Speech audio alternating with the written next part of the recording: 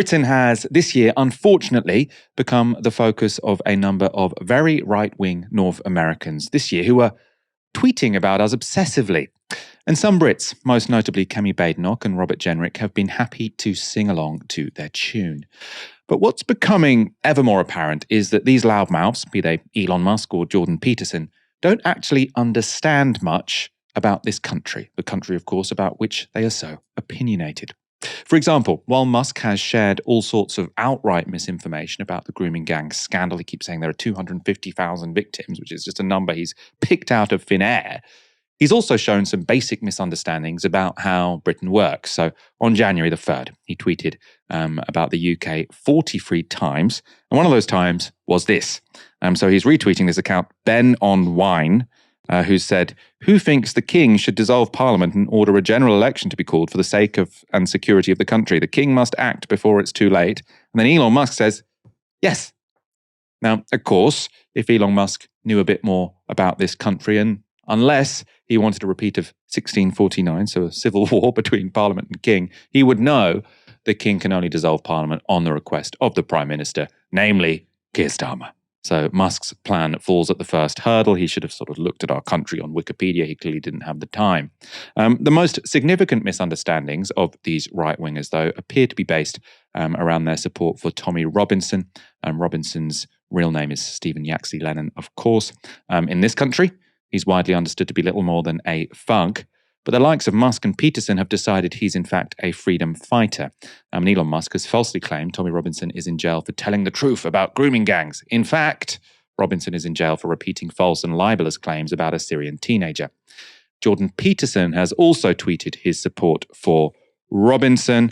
So he said, "Tommy Robinson has been trying to tell the truth to idiot moralizing liberals for more than a decade." He's quoting someone called Basil the Great. Peterson, though, like Elon Musk, has not done his research on Tommy Robinson or Yaxley Lennon. And this was expertly made clear by Piers Morgan this week when he interviewed the Canadian philosopher.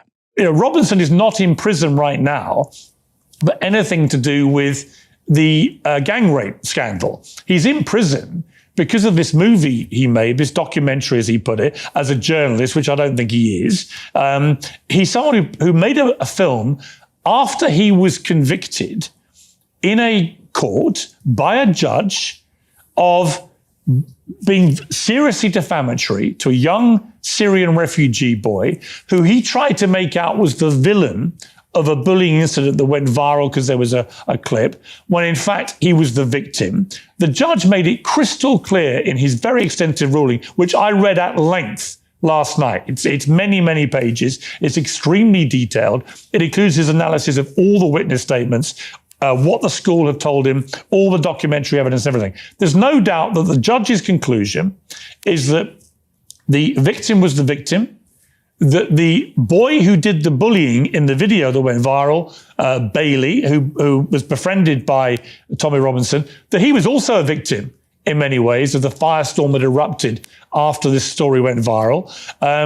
He also made it clear that Bailey had not had a racial motivation that he could establish against the Syrian refugee, which had been the original narrative that went out there. So it was very educational, this judgment, in many ways. It getting to the bottom of what had happened. But he also made clear that the 5 witnesses which Robinson brought to court to try and support his proposition that this Syrian refugee was the bad one of the two, that all of their evidence was lacking in credibility. In fact, he called it, he said some of them had clearly invented their testimony completely.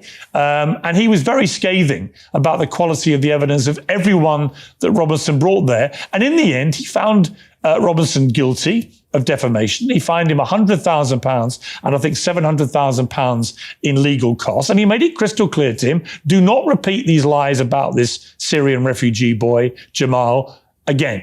And all that Robinson did was go away and repeat them to absolutely everyone, including in this film, to wide audiences. And they are ultimately lies, as proven in a very forensic and extensive court case held by a very eminent judge. I have to say that was a really excellent, I think, summary of why Tommy Robinson is currently in prison, or Stephen Yaxley Lennon. I assume when he stands up in front of a judge, he has to use his real name.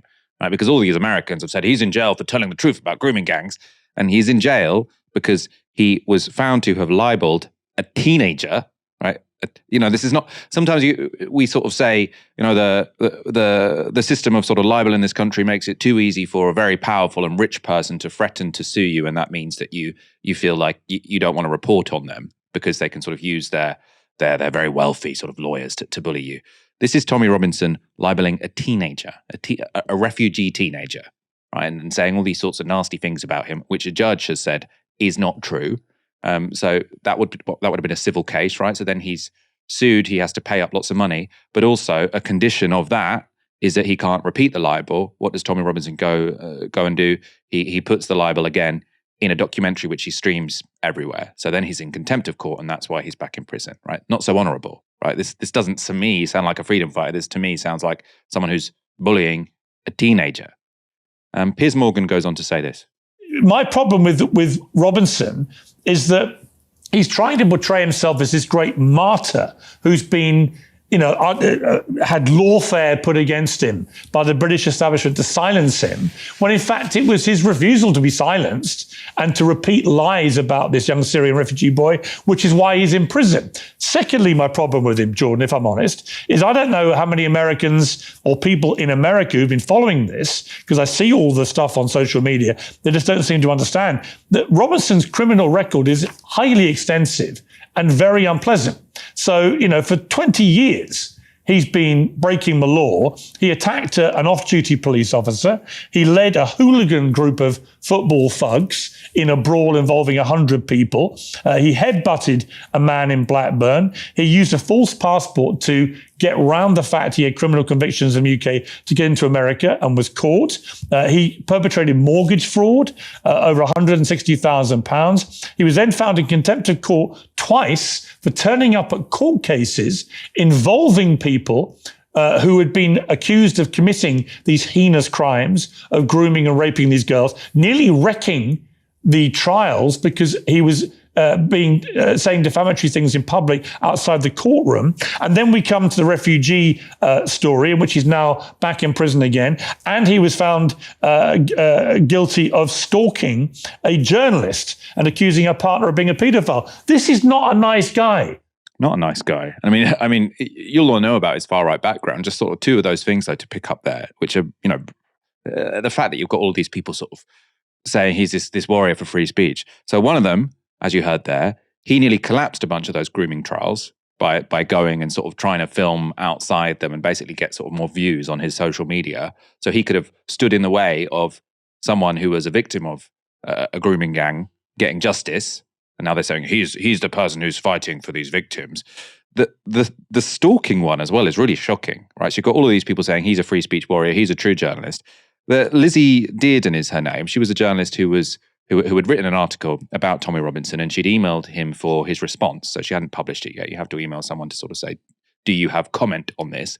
And so instead of replying with his comment, he finds out where she lives, goes to her house, hurls abuse outside the house, and then starts making claims about her partner being a paedophile. Again, completely, just picked out of the air, libeling someone else. And a judge gave him a 5-year stalking order for that. So the idea that you're holding up someone as this warrior for free speech, as this brave journalist, who when someone wrote an article about him, he went to their house and has a 5-year stalking order on him. I don't know if it's run out now or not, right? But this is serious, right? As you saw Jordan Peterson there sort of looking very seriously at the camera. Let's see what he made of those facts being explained to him. Yeah, well, I've been following the rape gang scandal for, I would say, 15 years, but the primary source of information for me in Canada has been Tommy Robinson, and his insistence on pursuing this come what may was part of the reason that I looked into it. And I think that's probably the case for Elon Musk as well. And it's an open question how much of a monster you have to be to shrug off all the accusations and the reputation savaging and to put and the threats to your own existence and to your family's existence to sally forth regardless and bring these issues to public attention, over a decade, let's say. And, it might be wonderful for us to presume that the person who does that would also be of unimpeachable ethical character on all dimensions simultaneously. But we've seen the silence of people with unimpeachable characters in the face of this onslaught, and it doesn't bode well for them. So how can you be saying, so he's been saying there's been this big cover up, everyone's been trying to hide this, but all of his information comes from Tommy Robinson, right? Someone who's goes in and out of jail for all sorts of terrible things, right? Has he not looked at the reporting by Andrew Norfolk, which was in the Times? We're not always particularly sort of complimentary about the Times, but he did do a lot of dogged reporting on this. He hasn't seen all the BBC documentaries about it, right? The Panorama documentaries about it. This is a story which, if you have been following it for 15 years, as he said, you could have found a lot of sources with a lot of interesting things to say. There have been numerous inquiries into this case. And he's sort of posing as this expert, this truth teller. And he's saying, well, I know you're telling me all these things about Tommy Robinson, but I mean, I only really know about this from looking at Tommy Robinson's Twitter. I think he also interviewed Tommy Robinson, right? That's not an excuse for defending Tommy Robinson. That is a absolute, I suppose, what's the opposite of vindication? I mean, it's the condemnation of your ability to speak on this issue, right? If you are getting your information from Tommy Robinson and then claiming to be some kind of expert on this, you are not any kind of expert. You're a complete idiot who's been dragged along following a thug, a criminal, someone who is the opposite of a journalist because he stalks journalists when they dare to report on him. Helena, what did you make of that? I have to say, I think Piers Morgan sort of explained who Tommy Robinson is to a high-profile American very effectively there. I agree. Very little time for me for Piers Morgan, but I think his dressing down of Tommy Robinson's character to somebody who has been kind of blindly following Tommy Robinson's narrative on a lot of these things, it was incredibly erudite. It seemed very difficult to counteract it. And what you saw from Jordan Peterson there, whose online grift relies on being able to win over the kind of people who are already part of Tommy Robinson's audience. So he can't be in a position to outwardly condemn Tommy Robinson, even in the front of all of these facts that's been presented by Piers Morgan. Has to go, well, he believes in being anti-grooming gang, therefore even if he's of somebody of poor character, the sole point that he's been making there, when it's my personal opinion that a lot of these things Tommy Robinson has been hitching his banner to for personal reasons, for his own personal growth, rather than for some kind of large, genuine desire to see justice for victims, when, as you see from the information that you just put out there, one of the contempts of court conviction was for essentially almost causing the collapse of a trial to prosecute these people. So I don't necessarily take Tommy Robinson's personal claims that he's been a warrior for this, or Jordan Peterson relaying those claims as for a reason why he's been backing him up until this point. I also think what's quite interesting too, you see quite a gap between Morgan and Peterson. And it's kind of a gap between the kind of more liberal conservatives and like the reactionary conservatives and their approach to law and order. When you're a liberal conservative, whether or not somebody agrees with your points, whether you agree with their principles overall, you fundamentally believe in the immutable power of the law, right? You believe in if somebody breaks it, you see they should be brought to justice and you should not be associating with them and you should condemn them fully, and that you can't be seen to associate with them because there is a principle that's being broken here.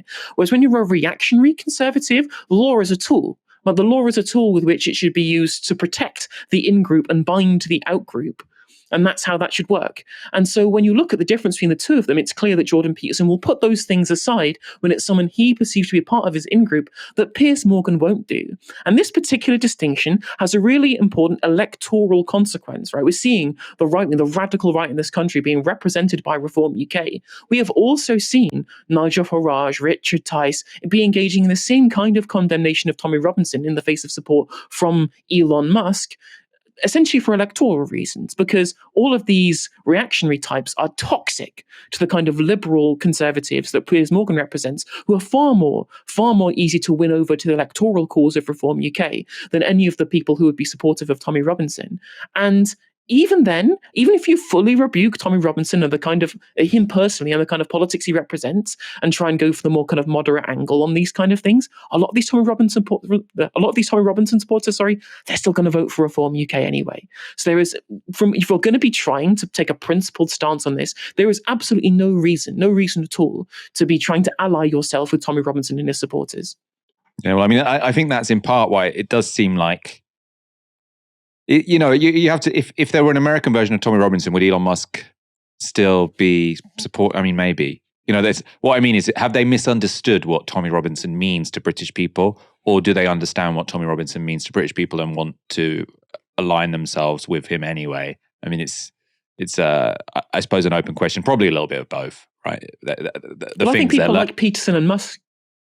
Well, I think people like Peterson and Musk are true believers, right? I think that whilst you look at, I think Farage and people like that, definitely Morgan, are far more principled in the stances they take, even if I fully disagree. People like Peterson and Musk, I think they are true believers in the kind of politics that Tommy Robinson represents, especially Elon, who's kind of radicalized himself on Twitter. And it's essentially the same as Jordan Peterson, whose Twitter ramblings have been increasingly incoherent over time. I don't think these are people who have reasonable concerns. I don't think these are people who have bothered to try and find a position they think is palatable to people. I think they are true believers who've been entirely caught up in what has essentially been a gigantic kind of campaign of misinformation that they themselves have believed in. And once you've gotten yourself that far down the rabbit hole, you've just seen Jordan Peterson's reaction, which is to go, well, I don't know about the things that you're saying there, Piers, but this is a person whose character isn't relevant when he looks for the real issues that he cares about. Like, Jordan Peterson couldn't be bothered or to self-criticize himself enough to be able to change his position on this one, even when presented with the facts. Because, I mean, his logic is, however bad this guy is, he's the only person who's been reporting on this. And it's just not true, right? Not true. And obviously his reporting on this is going to be, I mean, I haven't read or watched any of it, but I wouldn't trust it as, I would, well, I mean, I assume it's all, horrible and lots of fabrications and using it just to spread hate.